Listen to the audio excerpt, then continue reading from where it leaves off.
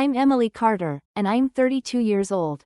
The night I stopped being my family's safety net started with 7 words from my mother's mouth. We only needed one child anyway. It was a Saturday evening in late September, and we were all gathered at a country club outside Portland for my uncle's retirement party. The room was full of relatives, aunts, uncles, cousins I barely knew, all dressed in their best. Crystal chandeliers hung overhead, casting warm light over tables covered in white linen. My brother Ryan, who's 29, sat across from me wearing a suit that probably cost more than my monthly rent. He looked relaxed, confident, like he always did at these family events. My mother Marianne stood near the center table holding a champagne glass. She wore a navy dress and pearls, her hair perfectly styled. My father David stood beside her, nodding along as she prepared to give a toast. I sat at the edge of the family table, feeling like a guest at my own family gathering. I'd spent the afternoon helping set up, adjusting floral arrangements, making sure the catering ran smoothly. Nobody thanked me. Nobody noticed. My mother tapped her glass with a fork, and the room fell quiet. She smiled at the crowd and began. She thanked everyone for coming. She spoke about my uncle's career, his dedication, his decades of hard work. Then she turned toward our family table, her eyes settling on Ryan. She said, "I want to take a moment to celebrate my son Ryan. He's taken our family catering business to new heights. Every success we've had in the past 5 years, every new contract, every expansion, it's because of him." Ryan grinned, raising his glass slightly. A few relatives clapped. My stomach twisted, but I stayed quiet. I'd heard this speech before, in different variations, at different events. It was always the same. Ryan was the golden child. Ryan was the future. Ryan was everything. Then my mom glanced at me. Just for a second, her expression didn't change, but something cold flickered in her eyes. She turned back to the crowd and continued. "Honestly, when I look at what Ryan has accomplished, I realize we only needed one child anyway. Everything we hoped for in a family is right here." The words landed like stones dropping into still water. A few people shifted uncomfortably. My Aunt Linda's smile froze. My cousin Jessica looked down at her plate. But most of the room just kept smiling, clapping, as if nothing was wrong. I felt heat rising in my chest. Not anger. Not yet. Just a hollow, familiar ache. The kind I'd been swallowing for years.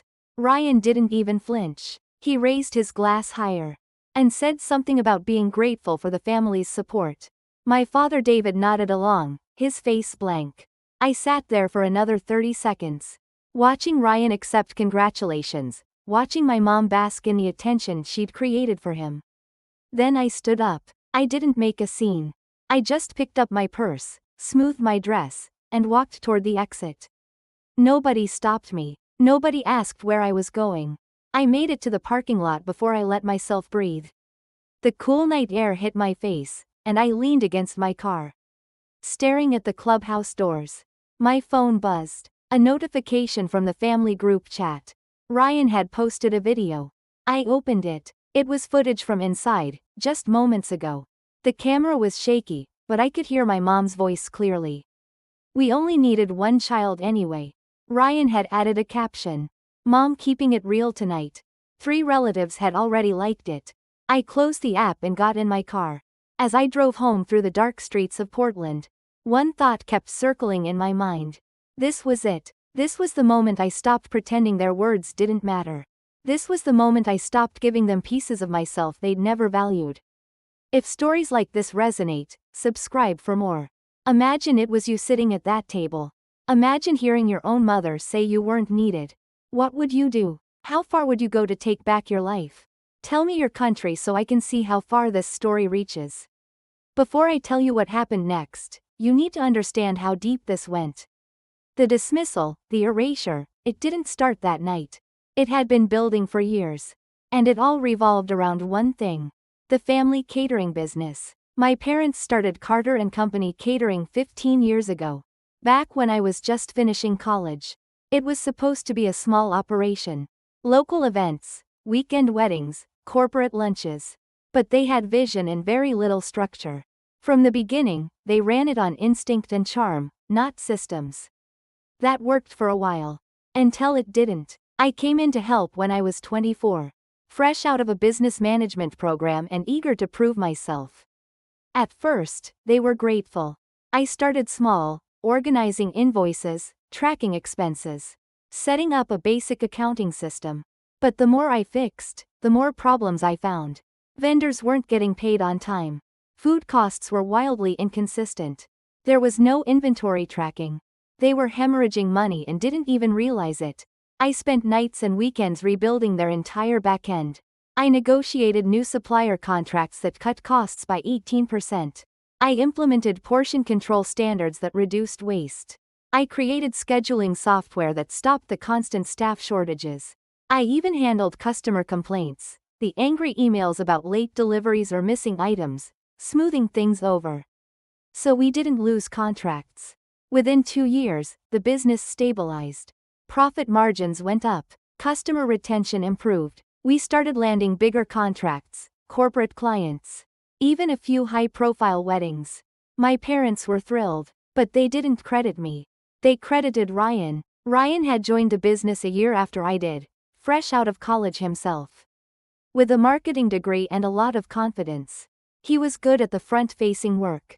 Schmoozing clients, pitching new ideas, showing up at events in a nice suit. He had charisma. People liked him, and my parents loved that. So when clients complimented the improved service, my parents said, "That's Ryan's leadership." When contracts got renewed, they said, "Ryan really knows how to close a deal." When we won an award from the local business association, Ryan accepted it on stage while I sat in the audience. I told myself it didn't matter. I told myself I was helping the family, and that was enough. But it wasn't enough. Not when I was working 60-hour weeks on top of my day job as an operations analyst at a tech firm. Not when I was using my own money to cover cash flow gaps. When suppliers needed to be paid early. Not when every family dinner turned into a celebration of Ryan's latest win. With no mention of the systems I built to make those wins possible. There was one moment that stuck with me. It was 3 years ago, at a family dinner at my parents' house. We were sitting around the table, eating roast chicken my mother had made. Ryan was talking about a new contract he'd landed with a hotel chain. My father raised his glass and said, "To Ryan, the backbone of this business." I looked up from my plate. The backbone. I'd just spent 2 weeks fixing a vendor crisis. That would have cost us thousands in penalties. I'd renegotiated payment terms that saved the business from a lawsuit. But Ryan was the backbone. I didn't say anything. I just smiled and took a sip of water. My mother Mary Ann patted Ryan's hand and said something about how proud she was. I excused myself early that night, claiming I had work in the morning. The truth was, I couldn't sit there anymore. I couldn't keep watching them build Ryan up while erasing me. But I also didn't know how to stop. Leaving felt like betrayal. Speaking up felt like selfishness. So I kept going. Kept fixing problems. Kept sending money when they needed it. Kept showing up. By the time that retirement party happened, I'd been propping up Carter & Company for nearly 8 years. I'd saved them from 2 potential bankruptcies. I'd managed 3 major vendor transitions. I'd personally covered over $30,000 in emergency expenses. They promised to pay back but never did. And in return, I got silence, dismissal, and finally, that toast. We only needed 1 child anyway. I drove home that night and sat in my apartment staring at my laptop. I opened the shared drive where I kept all the business files, every contract, every financial record, every system I'd built. I thought about deleting it all. Just wiping it clean and walking away. But I didn't. Not yet. Instead, I made a list. Every task I did for the business. Every problem I solved. Every dollar I'd spent. I wrote it all down, line by line, until the document was 5 pages long. Then I saved it and closed my laptop. I wasn't sure what I was going to do with that list. But I knew one thing. I was done being invisible. The morning after the retirement party, I woke up with a clarity I hadn't felt in years. No more. Those 2 words kept repeating in my mind. As I made coffee and sat at my small kitchen table, The apartment was quiet, sunlight filtered through the blinds. And for the first time in a long time, I felt certain about what I needed to do. I opened my laptop and pulled up the family group chat. It was called Carter Crew, a name my mother had chosen years ago, when she'd insisted we all stay connected. The chat was mostly Ryan posting updates, my parents sharing photos, and me sending the occasional thumbs up emoji. I scrolled through the recent messages. Ryan's video from last night had 12 reactions now. Laughing emojis, heart emojis. My aunt had commented, "Your mom is so real." I took a breath and started typing. I kept it simple, direct, no emotion, no accusations, just facts. I wrote, "I will no longer be providing unpaid work, financial support, or consulting for Carter & Co. Effective immediately. I wish you all the best." I read it 3 times. Then I hit send. My phone stayed silent for exactly 4 minutes. Then it exploded. My mom called first. I didn't answer. She left a voicemail. I could hear the tightness in her voice even through the recording. Mom said, "Emily, what is this about? Call me right now. This is ridiculous." My father texted, "We need to talk. Don't make rash decisions." Ryan sent a private message. "Are you seriously doing this? Over a joke?" I put my phone on silent and went for a walk. I walked through my neighborhood, past the coffee shops and bookstores, past couples walking dogs and families loading into cars. I felt lighter with every step. The decision was made. I wasn't going back. When I got home an hour later, there were 14 missed calls and 23 text messages. I read through them slowly. Most were from my parents, alternating between confusion and anger. My mom kept insisting I was overreacting. My father wanted to meet in person to discuss this calmly. Ryan's messages grew sharper with each one. He texted, "You're really going to abandon the family business because mom made one comment? Grow up. You've always been jealous. This just proves it. Fine. We don't need you anyway." I didn't respond to any of them. I made dinner, watched a movie, and went to bed early. For the first time in months, I slept through the night. The next few days were quiet. My family stopped texting. I assumed they were regrouping, trying to figure out how to function without me. I went to work, came home, focused on my own life. It felt strange at first, having evenings free without business crises to solve. But it also felt good. Then, on Thursday morning, my coworker Lauren Kim stopped by my desk. Lauren was one of my closest friends, someone I'd known since college. She worked in marketing at the same tech firm where I was an operations analyst. She had her phone in her hand and a concerned look on her face. She said, "Emily, have you seen this?" She showed me her screen. It was a post on Nextdoor, the neighborhood community board. The post was from an account I didn't recognize, but the content was clear. It was about me. The post read, "Warning to local businesses. Emily Carter has been spreading false information about family-owned catering companies in the area. She's unreliable and has been removed from her family's business for unprofessional conduct. Be cautious if she approaches you." My stomach dropped. I scrolled through the comments. A few people had asked for more details. One person had tagged the Carter and Company business page. Another had shared it to a local business owners group. Lauren said, "This is insane. Who would post something like this?" I didn't need to guess. I pulled up Ryan's social media. His Nextdoor account was semi-public. I clicked through and found the original post. It was him. He'd used a slightly different username, but the writing style, the phrasing, it was unmistakable. Lauren said, "You need to report this. This is defamation." I stared at the screen. Part of me wanted to respond immediately, to fire back with facts and proof. But another part of me, the part that had been growing stronger since that toast, knew better. Responding publicly would only escalate things. It would turn into a he said she said mess that I didn't want to be part of. Instead, I took screenshots.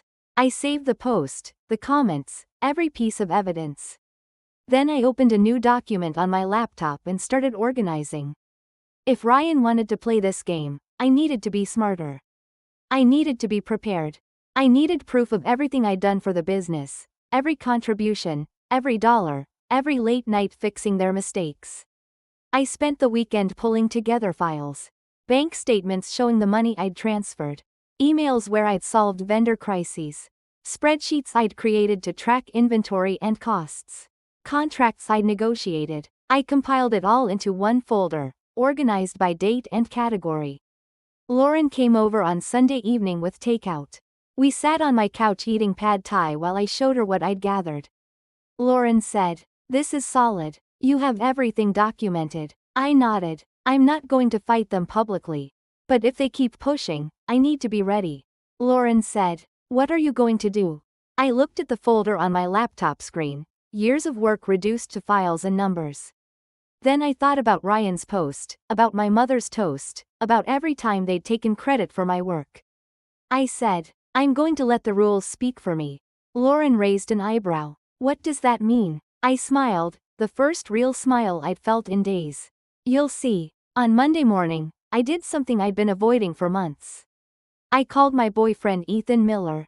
We'd been dating for about a year, and he was one of the few people who truly understood how complicated my family situation was. Ethan worked as a quality compliance consultant for food service companies, helping them navigate health regulations, licensing requirements, and industry standards. He was methodical, detail-oriented, and honest to a fault. Which is exactly what I needed.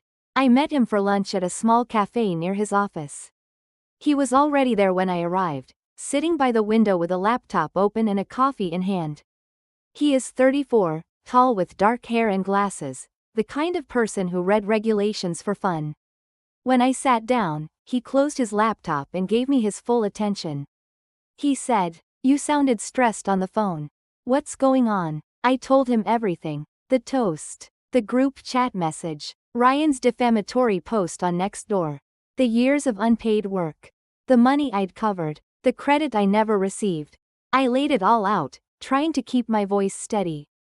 By the end, Ethan's expression had shifted from concern to something sharper. "Focus," he said. "Have you looked at their compliance records lately?" I shook my head. "Why?" He said, "Because if they've been cutting corners or ignoring regulations, that's not something you can just smooth over with charm. The rules don't care who's popular. They care about facts." He pulled out his laptop and opened a database I didn't recognize. It was a state registry for food service businesses, tracking licenses, inspections, and violations. He typed in Carter and Company Catering. The results loaded slowly. Then he turned the screen toward me. There were multiple entries. Health inspection reports with minor violations. A lapsed UCC1 filing that should have been renewed 6 months ago.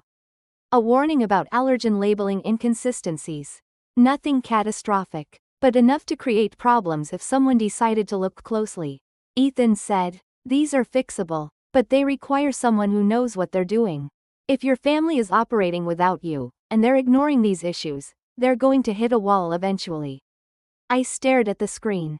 I'd been so focused on the financial side of the business that I hadn't thought about compliance. That had always been something I flagged when I saw problems, but I'd never dug deep into the regulatory side. I'd assumed Ryan or my parents were handling it. Clearly, they weren't. Ethan said, "What do you want to do?" I thought about it. I could walk away completely, let them fail on their own. Or I could use this information strategically. Not to destroy them, but to make a point. To show them, once and for all, that I wasn't invisible. That the work I did mattered. That rules applied to everyone, even the golden child. I said, "Can you help me put together a summary? Everything that's non-compliant. Everything that could become a bigger problem." He nodded. "Of course. But what are you going to do with it?" I pulled out my phone and opened my email. I started drafting a message to my parents and Ryan. I kept it formal, professional, the way I would write to any client.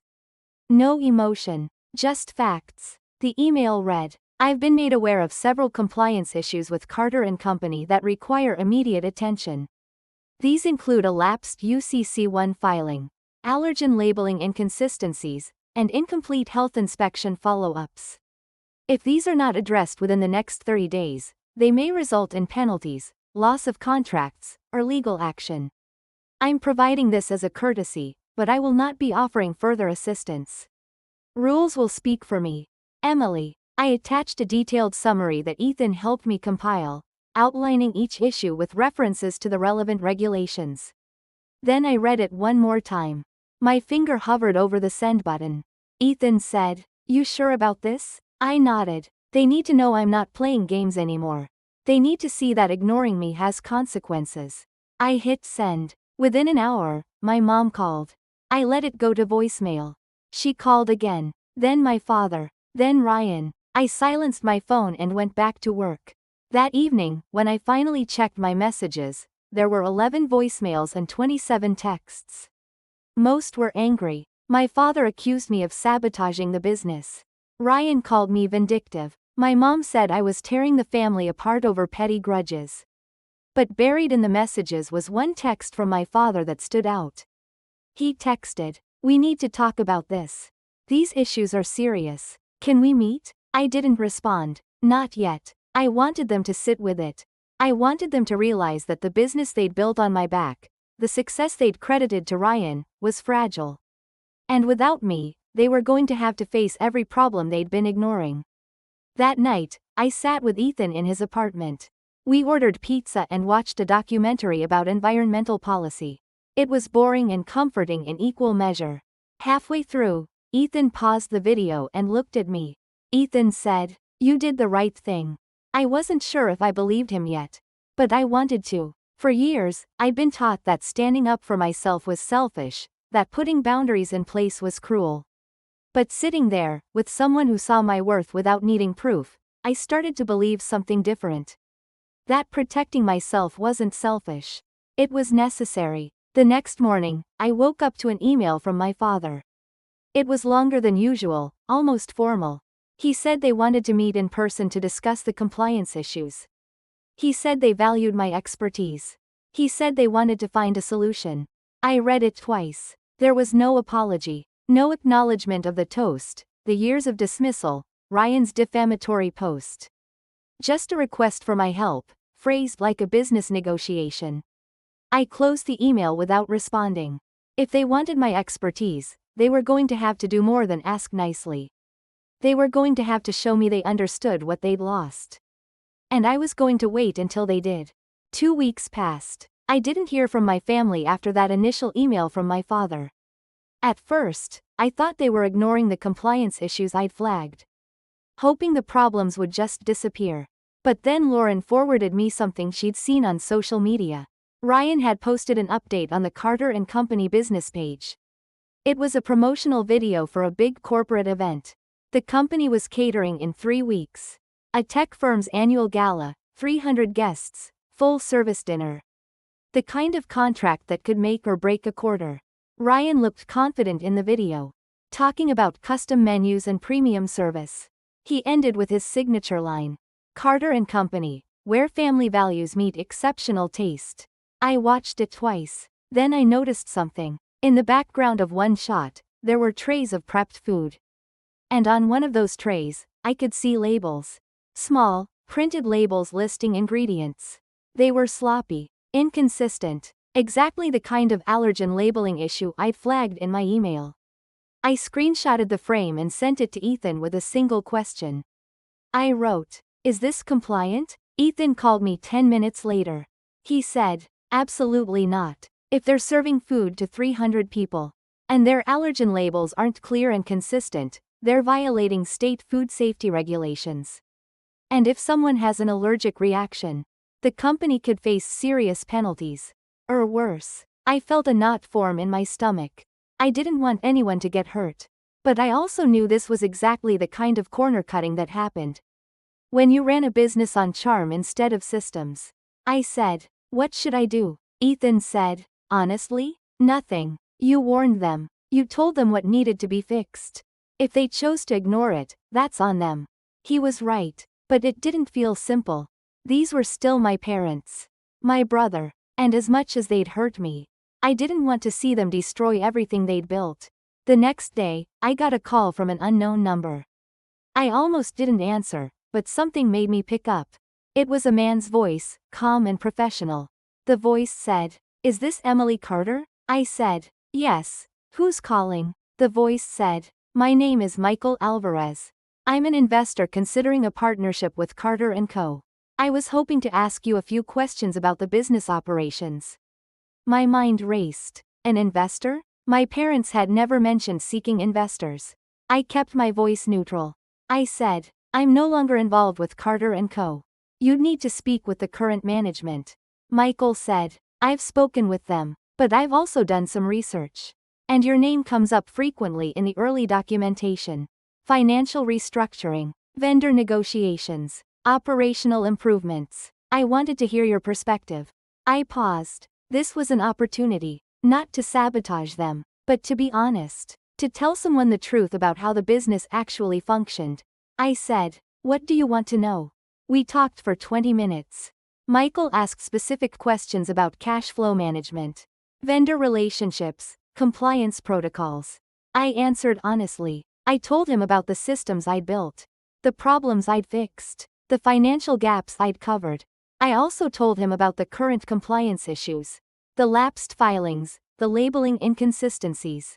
I didn't editorialize. I just stated facts. At the end of the call, Michael was quiet for a moment. He said, "Thank you for your candor. This is very helpful." He hung up. I sat there staring at my phone, wondering if I'd just made things better or worse for my family.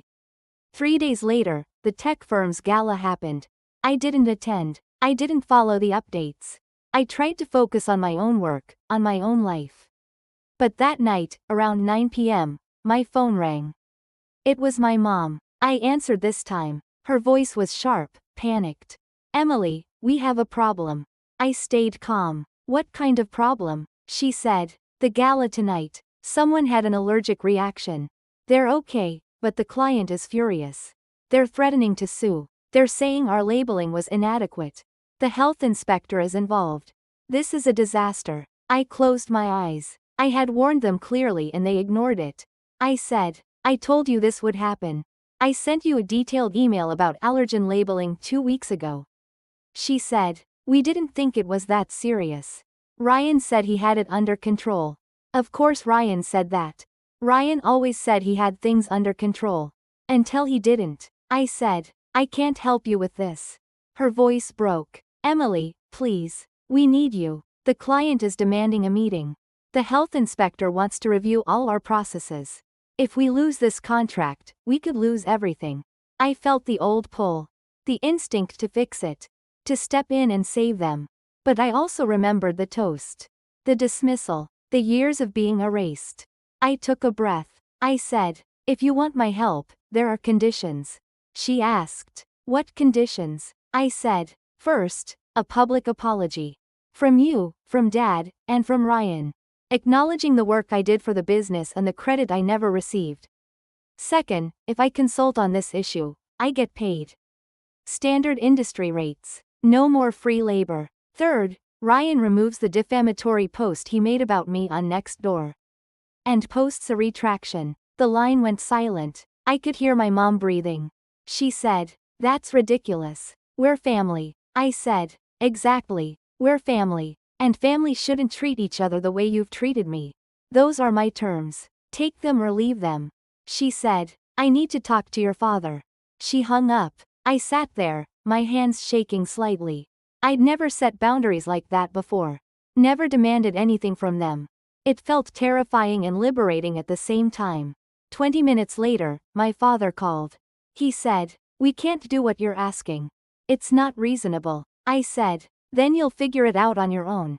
He said, "You're really going to let us fail over your pride?" I felt anger flare up, but I kept my voice steady. I said, "This isn't about pride. It's about respect. And if you can't give me that, then I can't give you my help." I hung up before he could respond. I turned off my phone and sat in the silence of my apartment. Part of me wondered if I'd gone too far. If I was being cruel. But another part of me knew this was exactly what I needed to do. I'd spent years bending for them, sacrificing for them. And they'd never valued it. It was time they learned what it cost to lose me. The next morning, I woke up to 17 missed calls. My phone had been off all night. And when I turned it back on, the voicemails flooded in. Most were from my parents. One was from Ryan. And one was from Michael Alvarez, the investor. I listened to Michael's message first. Emily, I've reviewed the situation with Carter & Co. Following the incident at the gala, I'd like to schedule a call with you at your earliest convenience. I think we may be able to find a solution that benefits everyone. I called him back within the hour. We spoke for 45 minutes. Michael was direct, no nonsense. He told me he'd been considering an investment in Carter & Co. to help them expand. But after the gala incident and his research into their operations, he had serious concerns. The business had potential, but it lacked the infrastructure to scale safely. And without proper compliance and operational oversight, it was a liability. He said, I'm not interested in investing in a business that operates on improvisation. But I am interested in investing in a business that has strong operational leadership. From what I've learned, you were that leadership. Without you, they're struggling. I listened carefully. I could see where this was going. He continued, I'd like to propose a restructure. I'll invest in Carter & Company, but only if certain conditions are met. First, Ryan's authority needs to be limited to client relations and marketing. He's good at selling, but he shouldn't be making operational decisions. Second, compliance and finance need to be managed by someone qualified. That's you, if you're willing. Third, your parents need to step back from day-to-day management and transition into advisory roles. They built the business, but it's outgrown their methods. I felt a mix of emotions. Vindication, caution, uncertainty. This was everything I'd wanted. Acknowledgement of my value, real authority. But it also meant going back into a situation that had hurt me deeply.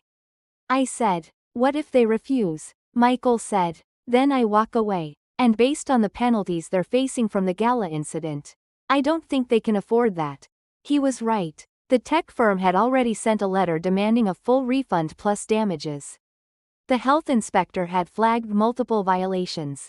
Carter & Company was bleeding money and credibility. Without Michael's investment, they'd likely have to close within 6 months. I told Michael the first needed time to think. He agreed and said he'd wait for my answer. Then I called my parents. This time, they answered immediately. My father's voice was strained. Emily, we need to talk. In person. We met at a coffee shop near their house the next afternoon. It was neutral ground, public, safe. My mother and father sat across from me, both looking exhausted. Ryan wasn't there, which was probably for the best. If I'd seen his face, I might have walked out. My father said, Michael Alvarez told us about his proposal. The restructure. I nodded. What do you think? My mom said, it's extreme. He's basically asking us to hand over control of our own business. I said, he's asking you to run the business properly.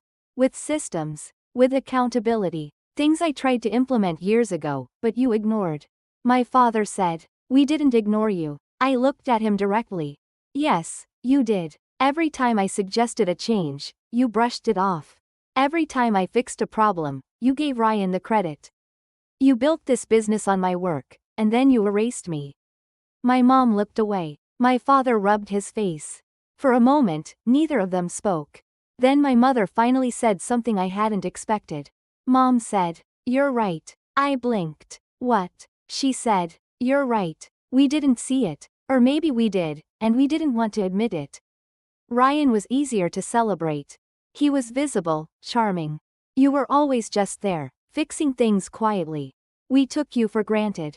It wasn't the full apology I'd asked for. But it was something. A crack in the wall they'd built around their denial. My father said, if we agree to Michael's terms, will you come back? I shook my head. Not the way it was before. If I consult for Carter & Company, it's on my terms. I get paid. I get decision-making authority in my areas of expertise. And I'm not doing this to save you. I'm doing it because I built something I'm proud of, and I don't want to see it collapse because of avoidable mistakes. He asked, what about Ryan? I said, Ryan can stay, but he needs to respect boundaries. He needs to stop taking credit for work he didn't do. And he needs to remove that defamatory post and apologize publicly. My father nodded slowly. My mom looked down at her coffee cup.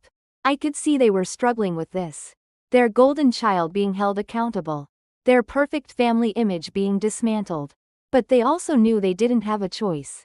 He said, "We'll talk to Ryan." I said, "You have 48 hours to decide.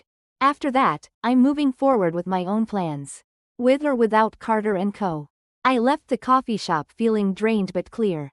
I'd said what I needed to say. I'd set the boundaries I needed to set.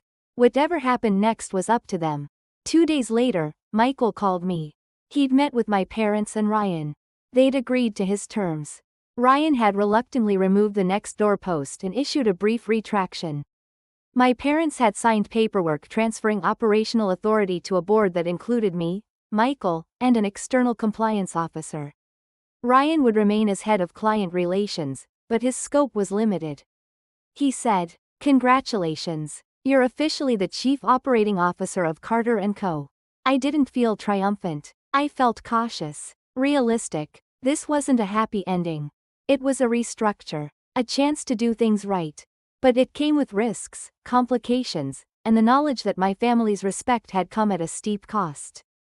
They hadn't changed because they wanted to. They'd changed because they had to. And I needed to remember that. I took the COO role at Carter & Company, but I did it on my terms. I signed a contract that outlined my salary, my responsibilities, and my authority. I reported to the board, not to my parents. I worked set hours, and I didn't take calls after 6 p.m. I kept my job at the tech firm part-time, because I needed to maintain my own financial independence. I wasn't going to let my entire livelihood depend on the family business again. The first few months were tense. Ryan and I barely spoke. When we did, it was strictly professional. He'd nod during meetings, agree to decisions, but I could see the resentment in his eyes. He'd gone from being the golden child, the face of the company, to just another employee with limited power. My parents kept their distance too. They'd show up for board meetings, offer suggestions, but they no longer had final say. It was a strange reversal, and I could tell they were struggling with it. But the business stabilized. With proper compliance protocols, updated training, and clear operational systems, Carter & Company started to rebuild its reputation. The tech firm eventually settled the lawsuit for a fraction of what they had initially demanded. We won back a few smaller contracts, then some larger ones. Within 6 months, we were profitable again. Not because of charm or luck. Because of structure. But something had shifted in me during that process. Working at Carter & Company, even in a position of authority, still felt like being tethered to a past I wanted to move beyond. Every board meeting reminded me of the years I'd spent unacknowledged. Every interaction with Ryan reminded me of the toast. The resentment didn't disappear just because the power dynamics had changed. One evening, I was having dinner with Lauren at a small Italian restaurant near my apartment. We were celebrating her recent promotion to senior marketing director. Halfway through the meal, she looked at me with that knowing expression she always had when she was about to say something I needed to hear. She said, "You seem stuck." I looked up from my pasta.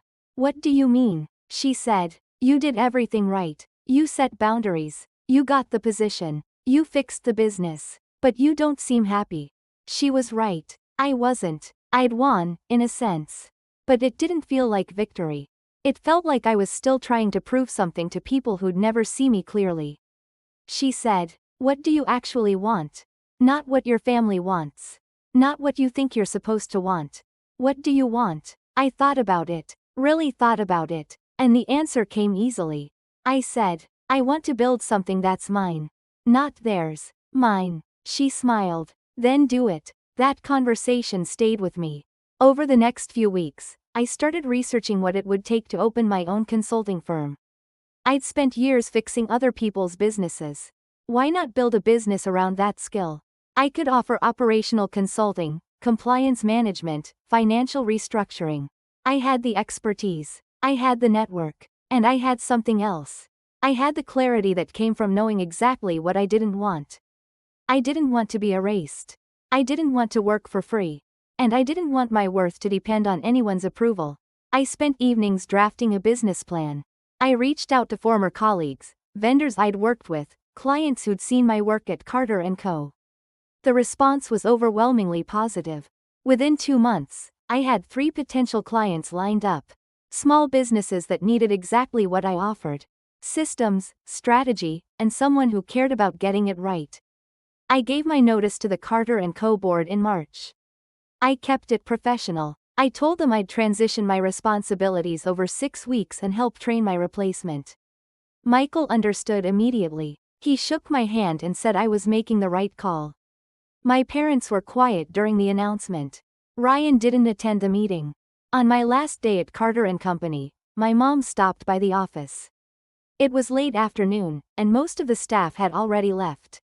She stood in the doorway, holding a small gift bag. She looked older than I remembered. Tired, she said, "I wanted to give you this before you go." She handed me the bag. Inside was a framed photo from years ago. It was from the early days of the business, back when I was 24 and still hopeful. I was standing in the kitchen of their original catering space, smiling at the camera, holding a clipboard. I'd forgotten that photo existed. She said, "I should have told you this a long time ago. We couldn't have done any of this without you. I'm sorry it took losing you for us to see that."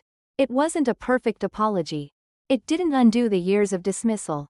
But it was honest. And that mattered. I said, "Thank you." She nodded and left. I put the photo in a box with my other belongings and walked out of the office for the last time. I didn't feel sad. I felt free. I launched Carter Consulting in April. Lauren connected me with my first major client, a mid-sized restaurant chain that needed operational overhaul. The contract was solid, the pay was fair, and the work was mine. No one to take credit. No one to erase my contributions. Just me, my expertise, and the results I could deliver. My boyfriend Ethan helped me set up the business structure, making sure everything was compliant, legal, and protected. He also moved in with me that summer. We found a small house with a backyard, something I'd always wanted but never prioritized. We painted the walls, planted a garden, and built something that felt like ours. By the end of the year, Carter Consulting had 5 active clients and a waiting list. I hired my first employee, a young operations analyst who reminded me of myself at that age. Eager, competent, underestimated. I made sure she got credit for her work. I made sure she was paid fairly. I made sure she knew her value. My relationship with my family remained distant but civil. Ryan and I exchanged occasional emails about business referrals, nothing personal. My parents sent holiday cards. I sent them back. We didn't have dinners together. We didn't pretend things were fixed. But we also didn't fight. We just existed in separate spaces, and that was okay. The real shift happened internally. I stopped measuring my worth by their approval. I stopped waiting for them to see me the way I deserved to be seen. I built my own life, my own business, my own sense of value. And that life was full. Not perfect, but full. One evening, Ethan and I were sitting on our back porch watching the sunset. He was sketching plans for a new project, and I was reviewing contracts for an upcoming client meeting. It was quiet, comfortable. He looked up and said, "You seem different." I said, "Different how?" He said, "Lighter, like you're not carrying something heavy anymore." He was right. I'd spent so many years carrying the weight of trying to be enough for people who'd already decided I wasn't. And when I finally put that weight down, I found out I could build something stronger without it. I said, "I think I just realized that family taught me where not to give my energy." He smiled. "That's a good lesson." It was. And it was one I'd carry with me, not as a scar, but as a foundation. Thanks for listening to my story. What would you do if your family treated you this way? Tell me in the comments.